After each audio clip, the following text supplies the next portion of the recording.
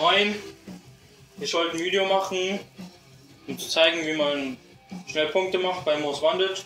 Die Ecke ist auf der Karte.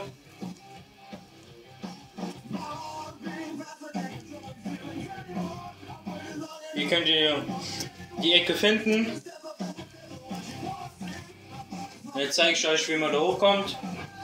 Man muss halt Polizisten anhauen.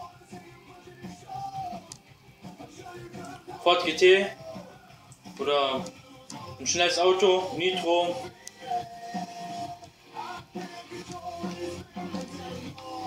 Dann hier.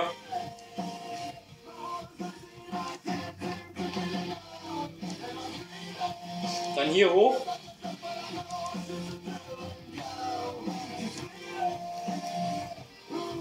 Da oben bleiben.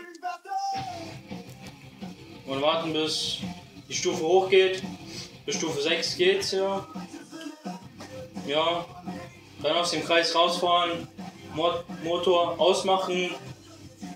Und sich freuen. Dauert zwar etwas lang, weil man nur 40.000 Punkte bekommt.